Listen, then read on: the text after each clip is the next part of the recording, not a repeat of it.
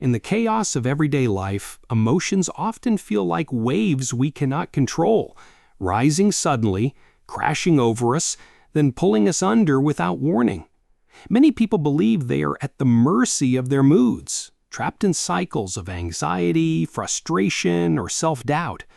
But what if your emotions weren't the enemy? What if they were signals, messages waiting to be understood, and tools waiting to be mastered? Master Your Emotions offers a clear and practical guide to gaining control over your internal world. It isn't about suppressing what you feel, it's about recognizing the roots of those feelings, reframing your reactions, and building a stronger emotional foundation. This book explores how our thoughts shape our reality, why our brains are wired to focus on the negative, and how to rise above the noise of impulsive emotional patterns.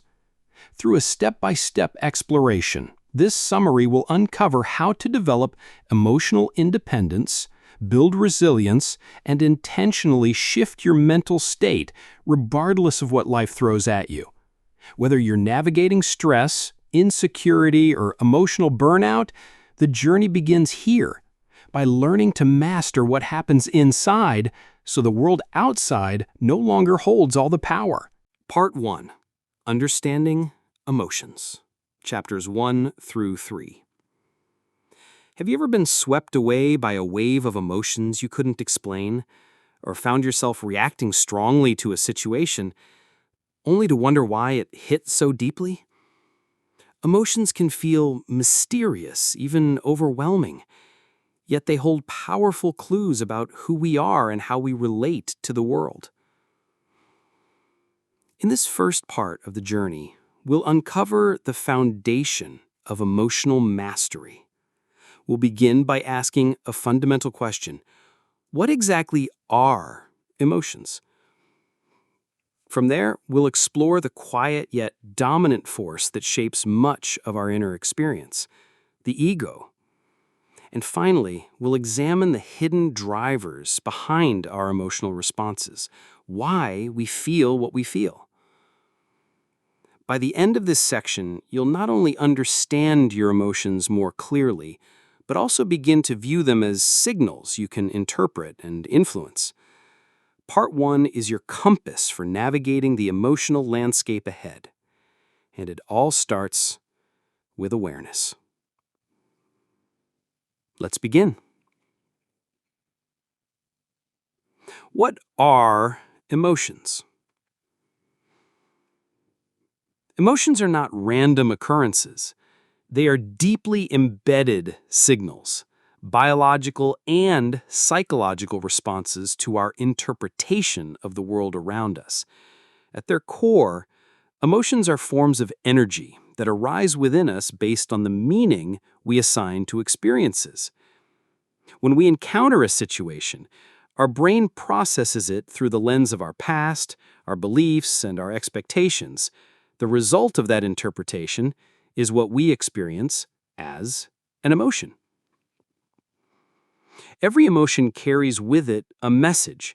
Fear might be a warning.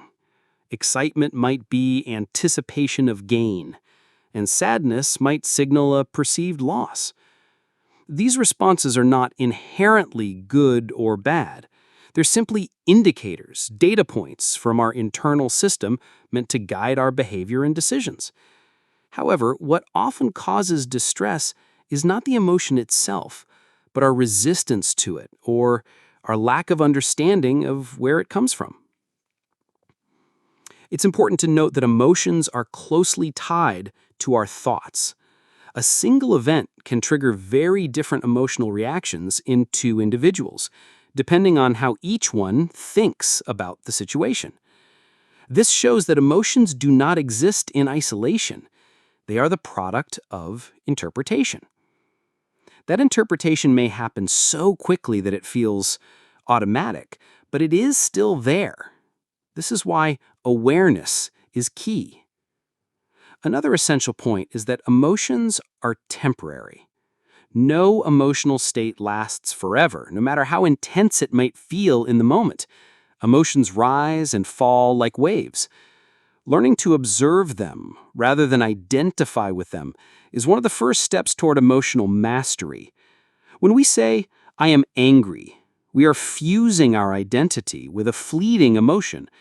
But if we can say, "I notice anger arising within me," we create a space between the self and the emotion, space where clarity and choice can exist. Understanding that emotions are responses, not facts, gives us the power to respond consciously rather than react impulsively. It shifts us from being victims of our emotions to observers and managers of them. This perspective is not about suppressing feelings, but about developing emotional awareness, which is the foundation of all lasting inner peace and resilience. The role of the ego. To fully understand emotions, we must understand the role of the ego, an invisible yet powerful force shaping how we interpret reality.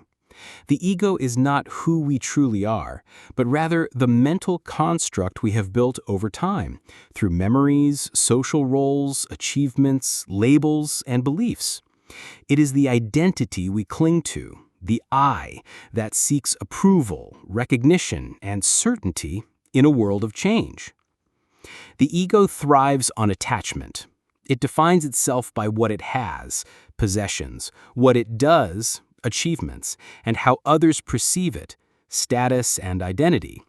Because of this fragile foundation, the ego is always on alert. It sees threats everywhere, not just physical dangers, but anything that might challenge its sense of self. A harsh word, a rejected idea, or even someone else's success can feel like an attack. In these moments, intense emotions are triggered, not because the threat is real, but because the ego feels endangered. Emotions such as anger, jealousy, pride, shame, or resentment are often ego-driven. They arise when our mental image of ourselves is contradicted or questioned. The ego cannot tolerate being wrong, being ignored, or being inferior. As a result, it defends itself with emotional reactions. These emotions, when unexamined, keep us locked in reactive cycles, arguing, proving ourselves, or withdrawing when we feel slighted. However, the ego is not inherently bad. It serves a purpose in helping us navigate society and develop a sense of individuality. The problem arises when we mistake the ego for our true self. When we do this, every perceived offense becomes personal, every disagreement becomes a threat, and every emotional reaction becomes justified. Awareness is the key to untangling ourselves from the ego's grip. By observing our emotional responses without immediately acting on them, we can begin to see when the ego is speaking and when our deeper self is responding. This distinction allows us to choose a more balanced path, to respond rather than react, to listen instead of defend. In emotional mastery, recognizing the ego's role is essential. It's not about destroying the ego, but about keeping it in check. We must remember that we are not our thoughts, not our titles, and not our emotions. We are the awareness behind them, and in that awareness lies our greatest strength. Why we feel what we feel. To truly master our emotions, we must first understand why we feel what we feel. Emotions are not random. They are complex physiological and psychological responses triggered by our thoughts, perceptions, memories, and expectations. At their core, emotions are messages, signals that attempt to communicate something about our internal state in relation to the external world. Most of our emotions arise from the meanings we attach to events. The same situation can provoke different feelings in different people because of the beliefs, values, and past experiences they bring to it. If someone cuts you off in traffic, you may feel angry, while another person may remain calm or even amused. The event is the same, but the interpretation differs, and with it, the emotional response. Much of what we feel stems from subconscious programming that has been built over time. From childhood, we develop associations, both positive and negative, based on how our needs were met, how we were treated, and what we were taught to believe about ourselves and the world.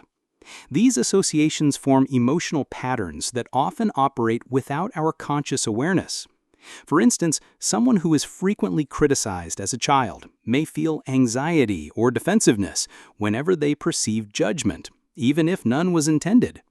Someone who received conditional love may feel unworthy unless they are constantly achieving or pleasing others. These emotional patterns run deep and can influence our relationships, career decisions, and self-perception in powerful ways. Another factor that determines what we feel is our focus. Where attention goes, emotion flows. If we constantly focus on what is missing or what might go wrong, we are likely to feel fear, frustration, or sadness. Conversely, focusing on what we are grateful for or what is within our control can bring calm, motivation, or joy.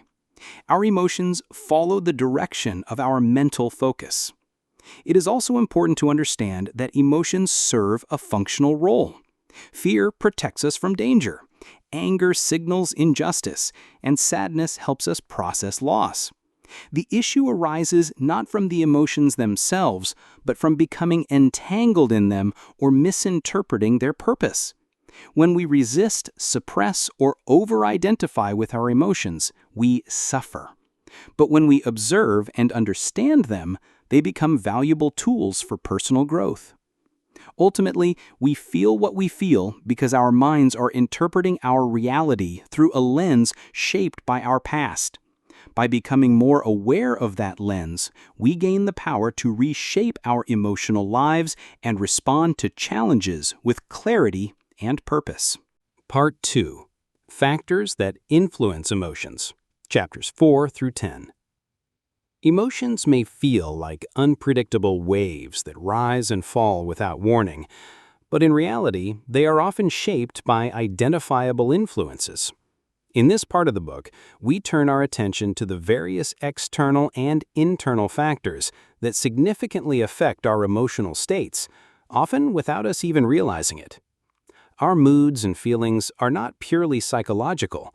They are deeply intertwined with our physical bodies and the environments we inhabit.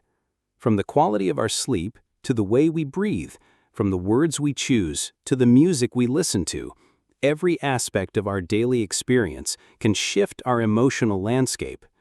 Even subtle elements such as posture, tone of voice, or room lighting have the power to uplift us or pull us into emotional discomfort. Understanding these influences gives us an enormous advantage.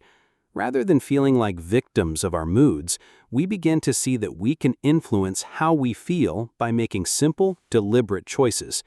In this section, we will explore how sleep, the body, breathing, language, music, and the environmental cues all contribute to emotional well-being or distress. We will also uncover the powerful link between the mind and mood, how our thoughts and bodily sensations form a continuous feedback loop that reinforce our emotions. The goal of Part 2 is to help you identify the everyday elements that may be shaping your emotions without your awareness. Once you become conscious of these influences, you gain the ability to adjust them in your favor, gently guiding your emotional state instead of being carried away by it. How sleep, body, breathing, words, music, and the environment shape your mood. Emotions are not isolated experiences that arise in a vacuum. They are shaped, often subtly and continuously, by a variety of factors in our daily lives. Among the most overlooked yet powerful influences are sleep, physical posture, breathing patterns, language, music, and the surrounding environment.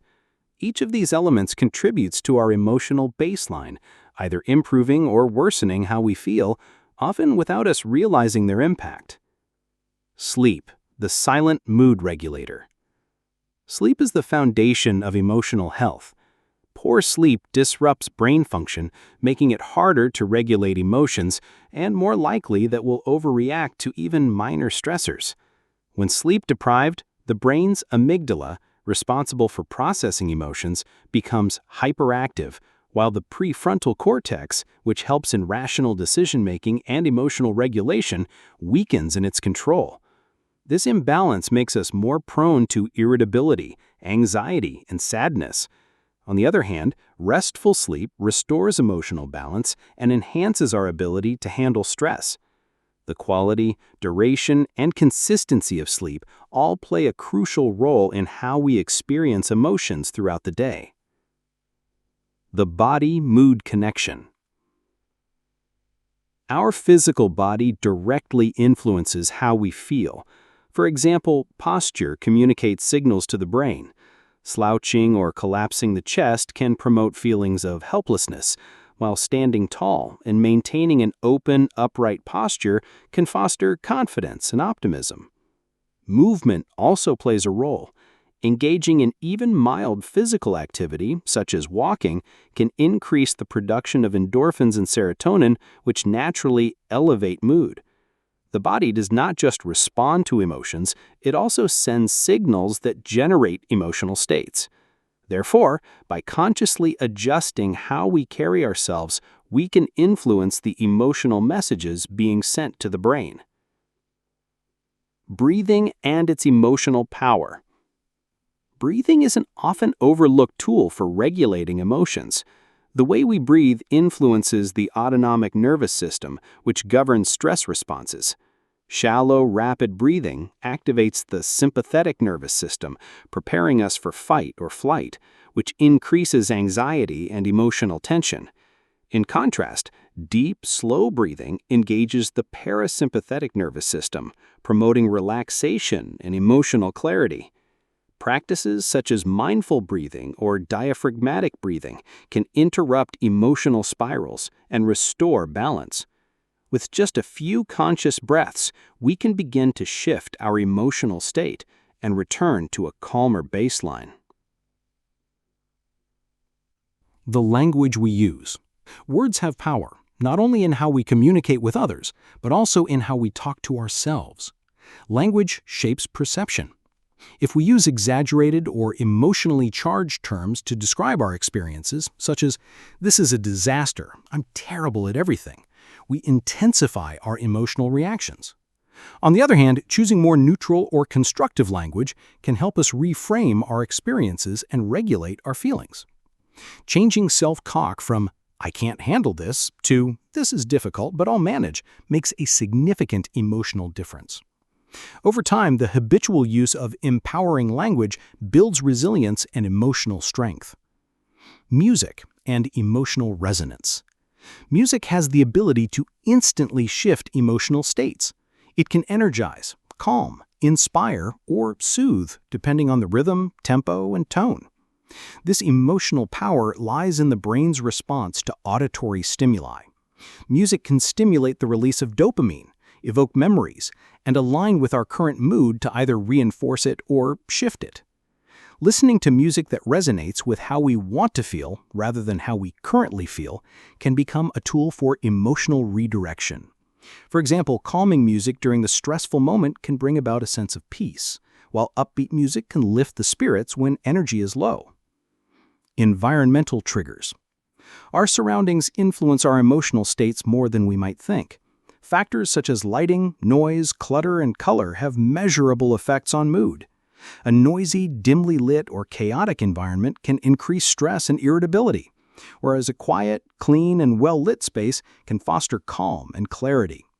Even nature, green spaces, fresh air, natural light, has a proven positive effect on mood and mental health.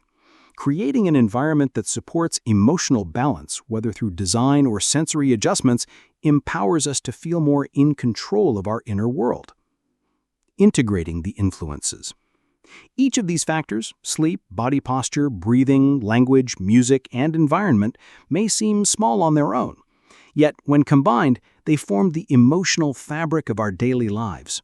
Often, we attribute our emotions to external events or psychological issues without considering how our physical state and surroundings are shaping our responses.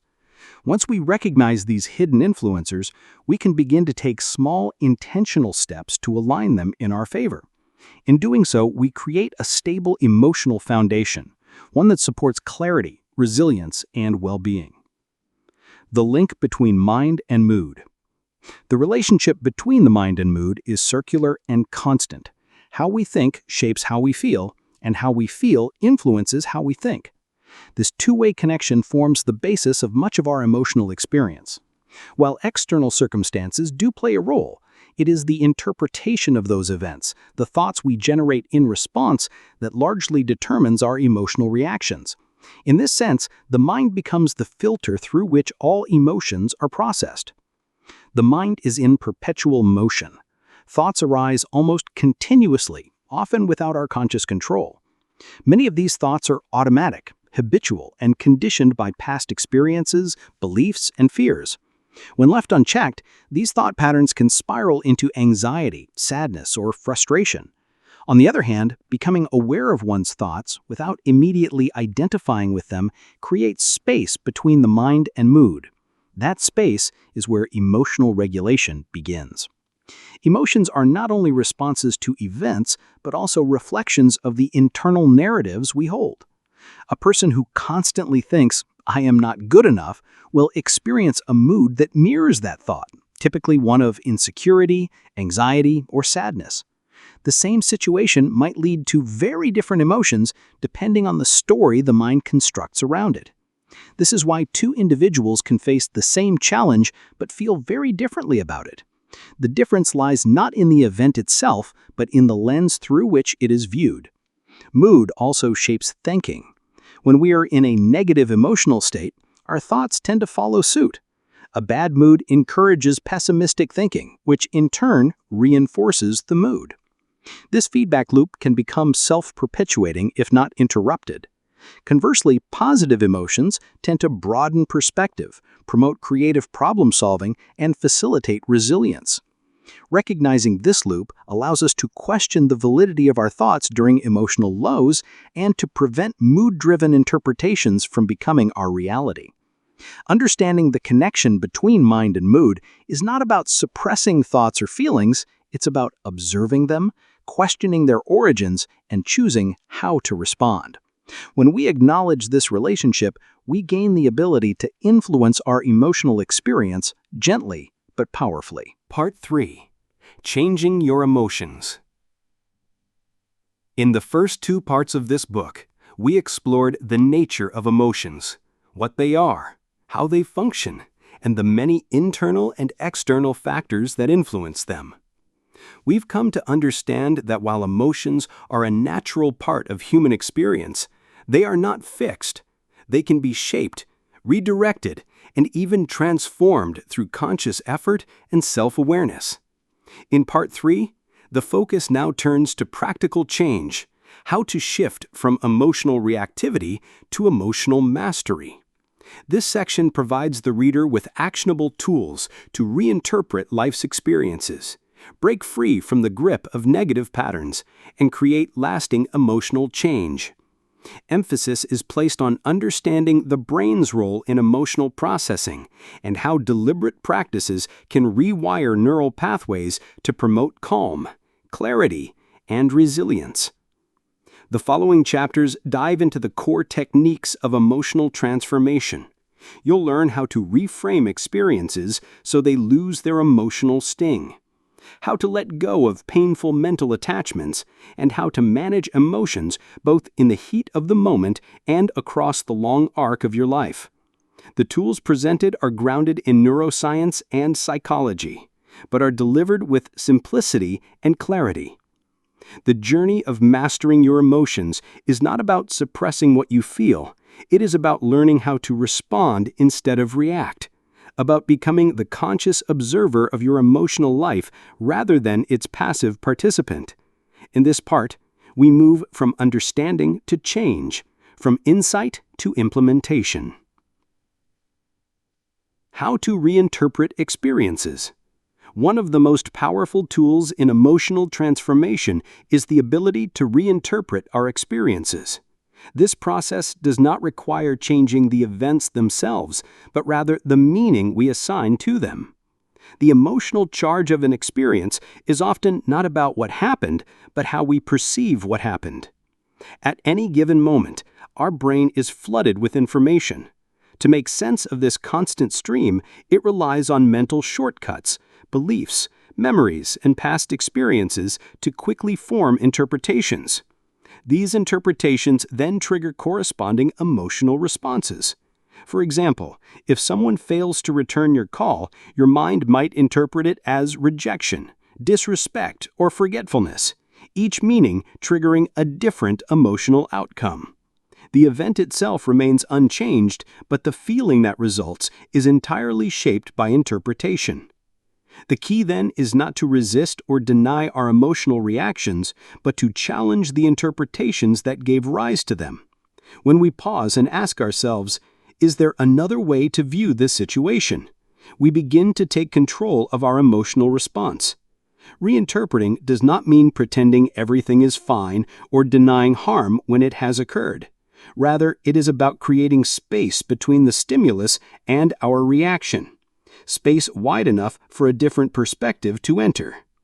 This shift often begins with awareness. Many emotional reactions occur so quickly that we are unaware of the narrative behind them. By slowing down and naming the emotion we feel, we bring it into the light of consciousness. Once we are aware of the emotion, we can trace it back to its source, usually a belief, expectation, or assumption, and examine whether that belief is true, helpful, or necessary. Cognitive reframing, a concept well established in psychology, plays a central role here. It invites us to replace a disempowering thought with a more constructive one. For instance, rather than thinking, "This failure proves I'm not good enough," one might say, "This is a chance to learn and improve." This new interpretation not only reduces emotional suffering, but also encourages growth. Another effective strategy involves practicing gratitude and empathy. When we actively look for what we can be thankful for in a difficult situation, or try to see things from another's perspective, we loosen the grip of our automatic emotional responses. Even moments of perceived adversity can, when viewed differently, reveal hidden opportunities or lessons. Reinterpretation does not happen overnight. It requires practice, patience, and a willingness to question long-held assumptions. But over time, it becomes easier to respond to life's challenges not with fear, anger, or despair, but with curiosity, calm, and clarity. By mastering the art of reinterpretation, we gain the ability to not only shift how we feel in the present, but to fundamentally change the emotional tone of our lives. It is through this inner flexibility that emotional resilience is built, allowing us to remain centered even when the world around us is not. Letting go. Letting go is one of the most misunderstood yet essential practices for emotional transformation. Often misconceived for weakness, passivity, or indifference, true letting go is an act of strength. It is the conscious decision to release inner resistance, surrender control over what cannot be changed, and free oneself from the emotional weight of past events. At the heart of every intense emotion lies an attachment, whether to an expectation, a belief, an identity, or an outcome. These attachments give rise to internal conflict when reality does not align with what we want or believe should happen. The emotion, then, is not simply a reaction to an external event, but a reflection of our inner struggle to hold on to something that life is asking us to release. Letting go begins with awareness. We must first recognize what we are holding on to. Is it the need to be right? The desire for approval? A grudge or regret? A painful memory? Once identified, the next step is not to suppress or fight the emotion, but to sit with it, without judgment or distraction. In this space of stillness, the emotion often begins to dissolve on its own, much like clouds dissipating in a clear sky. This process is not about repressing emotions or pretending to feel fine. In fact, it is quite the opposite. Letting go requires full acknowledgement of what we feel: anger, sadness, fear, disappointment, while also acknowledging that we are not defined by those feelings. Emotions are visitors, not permanent residents. They only persist when we resist them or tie our identity to them. An important aspect of letting go is relinquishing control over others. We often invest energy trying to change people's opinions, behaviors, or responses to us. This form of control is not only exhausting but also futile. True peace comes when we stop trying to manipulate external circumstances and instead take full responsibility for our internal state. Forgiveness is a powerful expression of letting go. It does not mean condoning harmful behavior or forgetting what happened. Rather, it means choosing to no longer carry the emotional burden that the event or person imposed. Forgiveness liberates the one who forgives, regardless of the actions of the other party. Breathing deeply, journaling, meditating, and talking to someone we trust can all support the letting go process. Over time, we learn to trust the rhythm of life, to accept uncertainty, and to live with greater openness.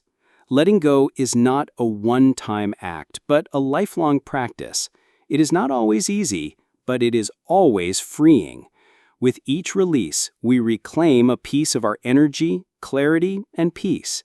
In letting go, we make room for healing, renewal, and the emergence of our most authentic self. Rewiring the brain. The human brain is not a fixed, rigid structure. It is constantly evolving, adapting, and reshaping itself based on our thoughts, behaviors, and experiences, a phenomenon known as neuroplasticity.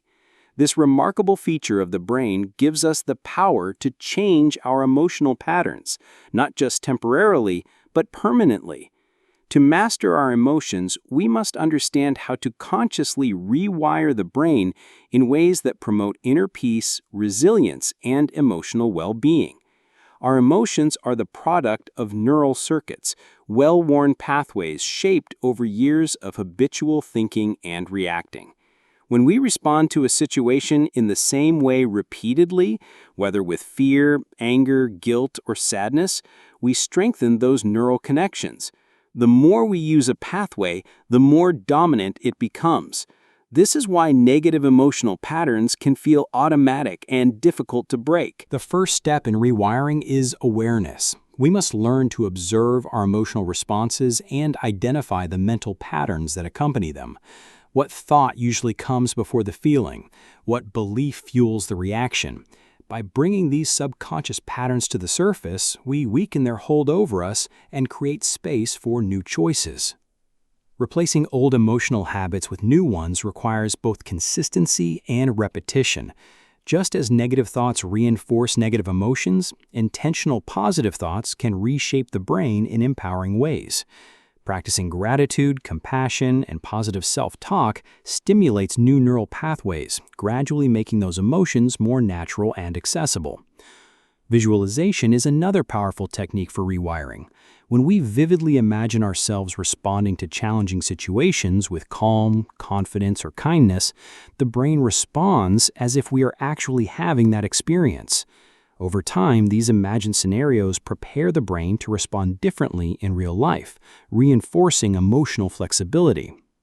Mindfulness and meditation also play a crucial role. When we practice mindfulness, we train the brain to pause before reacting. This pause creates the opportunity to choose a different response, to observe an emotion without being swept away by it. Studies show that consistent meditation reduces activity in the brain's fear and stress centers while strengthening areas related to emotional regulation. It's important to note that rewiring the brain is not about suppressing or denying our emotions. Rather, it is about changing our habitual relationship with them. It involves replacing automatic reactivity with conscious choice, transforming emotional pain into self-awareness, and building a mental environment where peace, clarity, and joy can thrive. The journey of emotional mastery is not linear, and setbacks are part of the process. However, with each conscious effort to choose differently, to pause, to reframe, to breathe, we create new neural footprints. And over time, these small changes lead to profound emotional transformation. The brain, once a container of unconscious reactions, becomes a powerful tool for emotional freedom. Managing emotions short and long term. Effective emotional mastery requires tools for both immediate relief and sustained transformation. Emotions, by nature, are dynamic and often unpredictable. Some arise suddenly, triggered by external events, while others linger due to past experiences or deeply held beliefs. To navigate them skillfully, we need strategies that can help us in the moment, as well as practices that gradually reshape our emotional foundation. In the short term, managing emotions begins with learning how to regulate them when they surface. One of the most immediate and accessible techniques is conscious breathing. Shallow, rapid breaths tend to escalate anxiety and stress, while deep, slow breaths signal safety to the nervous system. By intentionally shifting the breath, especially through diaphragmatic or box breathing, we can calm the body and create a space between stimulus and response. This space allows us to act from intention rather than emotional impulse. Another valuable short-term tool is emotional labeling. When we name what we're feeling, "I'm feeling overwhelmed," or "this is anger," we activate regions of the brain involved in reasoning and language, which helps reduce the intensity of the emotion.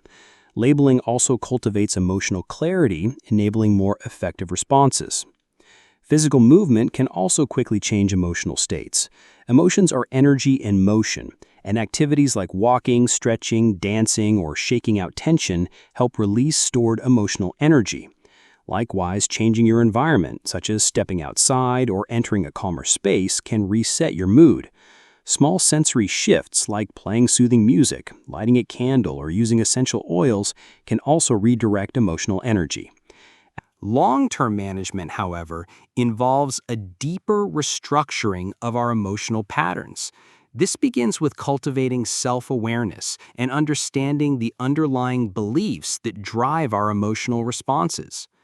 Journaling, therapy, or introspective practices help uncover hidden emotional triggers and create the opportunity to challenge them. One of the most powerful long-term strategies is habit formation. Just as negative emotional responses become habitual, so too can positive ones.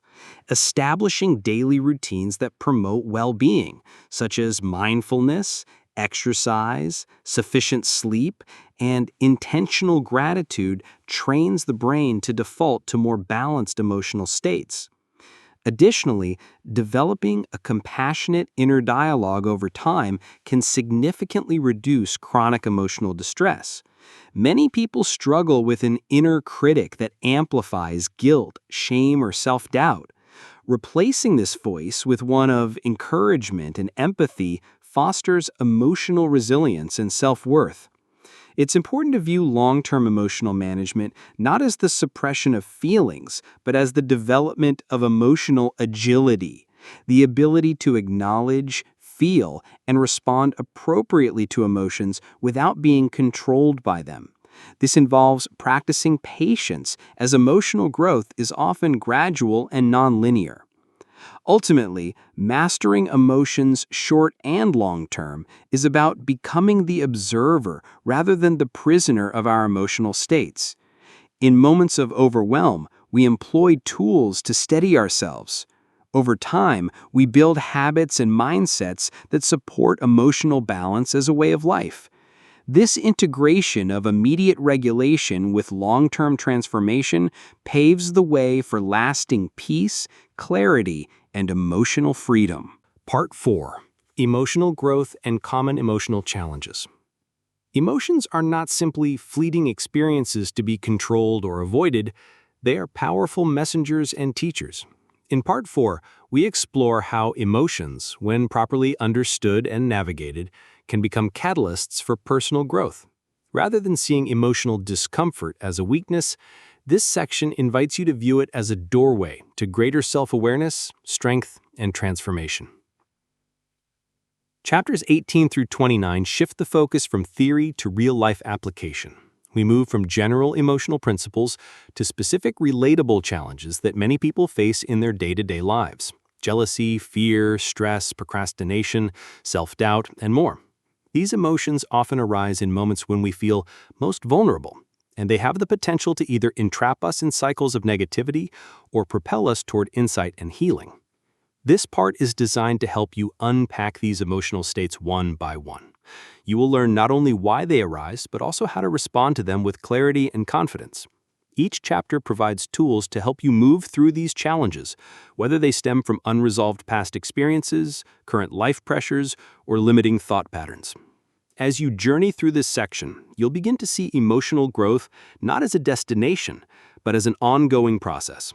Life will continue to present emotional tests, but with awareness and the right approach, every challenge becomes an opportunity to deepen your understanding of yourself and expand your capacity to thrive. In the chapters ahead, we will look closely at how emotions act as guides, pointing you to areas that need attention and healing. And we'll explore how you can face your emotional struggles not with fear, but with a mindset of courage, curiosity, and self-compassion. Emotions are not arbitrary.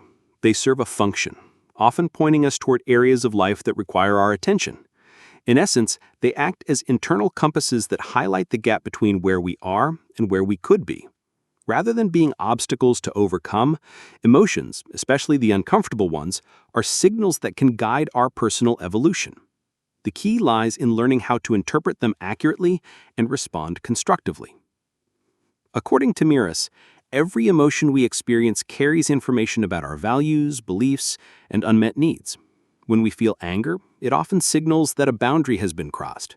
When we feel fear, it may warn us about a perceived threat, real or imagined. Jealousy, on the other hand, could point to a hidden desire or an underlying sense of inadequacy. Instead of suppressing or denying these feelings, we can use them as entry points into deeper self-inquiry. Emotional growth, therefore, begins with awareness. Without awareness, we risk repeating the same emotional reactions and behavioral patterns. But with it, we gain the power to shift our responses, refine our perspective, and eventually evolve. Growth does not occur by eliminating negative emotions altogether, but by learning from them. They are not signs of failure, they are invitations for insight. This mindset shift is crucial. Meurisse suggests that many people misinterpret emotional discomfort as something inherently bad, something to be avoided at all costs. This leads to resistance, repression, or emotional detachment.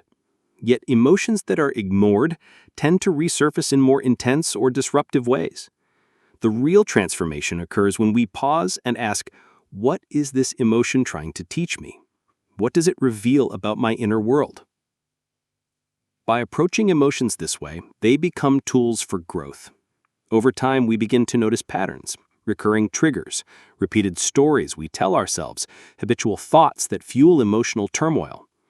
Through conscious examination, we develop emotional intelligence, the capacity to recognize, understand, and manage our emotions in ways that serve our well-being and long-term growth. Importantly, emotional growth also requires patience. It is not a linear path. There are relapses, setbacks, and moments of intense discomfort. But with each challenge, we gain resilience. We build the capacity to hold difficult emotions without being consumed by them. We begin to respond rather than react. And we learn to trust that every emotion, even the painful ones, has something valuable to offer. In the broader context of personal development, mastering emotions is foundational. Without this skill, efforts toward goal setting, self-discipline, or confidence building will be shaky at best. Emotions drive behavior. When we learn how to harness them, we are better equipped to direct our lives with clarity, intention, and purpose. Tackling real-life emotional struggles like jealousy, fear, stress, procrastination, guilt, and anger. Emotional mastery is not theoretical. It becomes real in the everyday moments when we are confronted by internal struggles. Thibaut Meurisse dedicates the final chapters of Master Your Emotions to addressing some of the most common and persistent emotional challenges that people face. jealousy, fear, stress, procrastination, guilt, and anger. His approach is practical, yet introspective, focusing on changing our internal interpretations rather than simply reacting to surface-level symptoms. Jealousy, for instance, is not just about envy toward another person's success or possessions. At its core, jealousy often points to unfulfilled desires or a perceived inadequacy within ourselves. When we compare ourselves to others, we tend to overlook our own unique journey. Meurisse emphasizes that comparison is a mental construct rooted in fear, the fear of not being enough. To counter jealousy, he advises developing a deeper awareness of our intrinsic worth and focusing on self-defined progress instead of external validation. Jealousy loses its grip when we commit to personal growth without needing to compete with anyone else. Fear, one of the most primal emotions, serves as a survival mechanism. Yet in modern life, much of our fear is psychological rather than physical. We fear failure, rejection, uncertainty, and judgment. According to Meurisse, fear arises when our mind projects negative outcomes that haven't yet occurred. The way forward is not to eradicate fear, but to build courage in spite of it. Courage is the decision to act even while fear is present. The author recommends reframing fear as a signpost that we are stepping outside our comfort zone, an essential condition for growth. Taking small, calculated steps towards feared situations gradually expands our capacity to tolerate discomfort. Stress is another modern affliction that results from mental overload and a perceived lack of control. Meurisse points out that stress is often exacerbated by the stories we tell ourselves, particularly those that involve unrealistic expectations, catastrophic thinking, or a need to please others. He suggests reducing stress by gaining clarity over one's priorities, setting firm boundaries, and learning to say no. Moreover, physical habits like breathing techniques, mindfulness, and adequate rest are crucial for calming the nervous system. Stress doesn't always stem from doing too much. It often stems from doing too much that is misaligned with our values. Procrastination may appear as laziness, but it is typically a manifestation of fear or emotional resistance. When we procrastinate, we are often avoiding something that feels uncomfortable, whether it is fear of failure, fear of imperfection, or simply the emotional weight of starting. Meurisse urges readers to stop judging themselves for procrastinating and instead become curious. What am I really avoiding? What story am I telling myself about this task? Breaking tasks into smaller, more manageable steps and celebrating progress can help ease the emotional friction that leads to avoidance. Procrastination fades when we align our goals with meaningful purpose and begin taking action, however small. Guilt and shame are internal signals that can easily become toxic when left unchecked. While guilt can serve a constructive role in alerting us when we've acted out of integrity, it can also linger unnecessarily when we hold ourselves to rigid or unrealistic standards. Meurisse advises practicing self-compassion and distinguishing between constructive guilt, which motivates positive change, and destructive guilt, which only perpetuates emotional suffering. Forgiveness, both of oneself and others, is essential to releasing guilt and moving forward. Anger, another intense emotion, is often a response to perceived injustice or unmet expectations. Meurisse explains that anger arises when our mental model of how things should be collides with reality. While the emotion itself is natural, our reaction to anger can either lead to harm or healing. The author recommends pausing before reacting and investigating the root cause of anger. Often, anger is a secondary emotion, masking hurt, disappointment, or fear beneath it.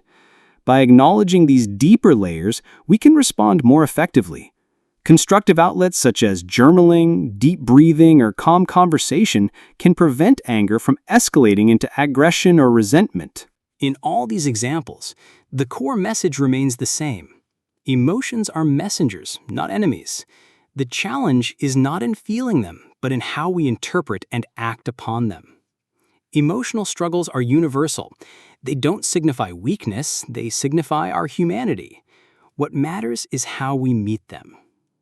Throughout the book, Meurisse emphasizes the importance of awareness.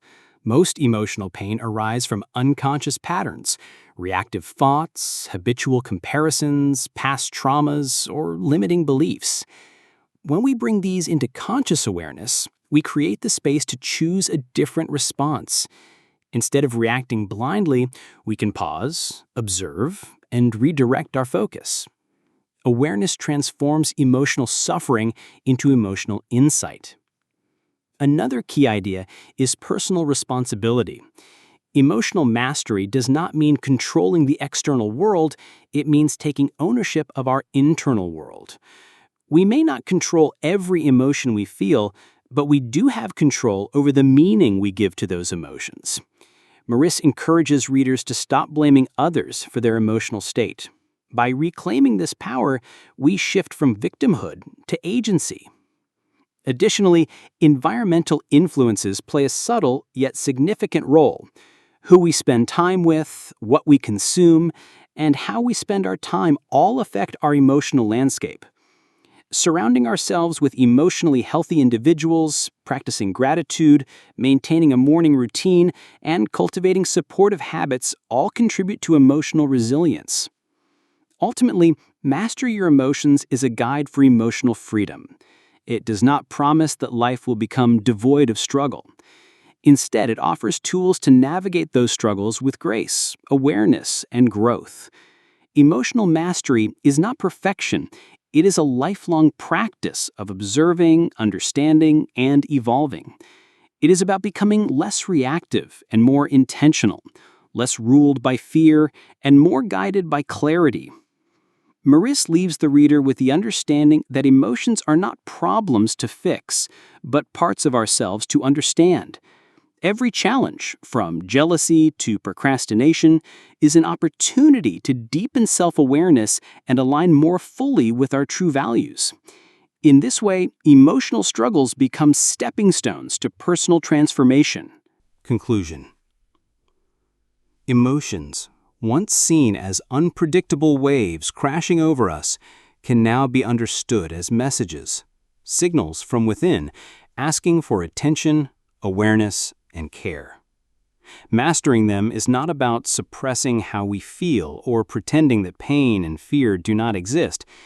It is about learning to sit with them, listen, and then gently guide them rather than be ruled by them. Every lesson within this book reminds us that emotional mastery is a journey, not a destination. Some days you will feel in control, centered, calm, and focused. Other days will test your patience and inner strength. But the power lies in knowing that your emotions do not define you. You are not your anger. You are not your anxiety. You are the awareness behind those experiences, the observer, the thinker, the transformer. By recognizing how your thoughts shape your feelings, how your body influences your mood, and how simple changes like breathing deeply, sleeping well, and surrounding yourself with positivity can lift your state, you've begun to reclaim power. You now understand how to reframe painful memories, release the past, and step into the present with clarity and intention. And when life throws challenges your way, which it inevitably will, you won't just react. You'll respond. Not from a place of fear, but from understanding. Not driven by ego, but guided by awareness. Let this not be the end of your emotional journey, but the beginning of a new way of living. One where emotional pain becomes a signal for healing. One where fear becomes fuel for courage. One where joy is not dependent on circumstances, but cultivated from within. Because mastering your emotions is not just about feeling better. It's about becoming better, calmer in the storm, more resilient in chaos, and more alive in every moment. So, keep learning, keep feeling, and above all, keep growing.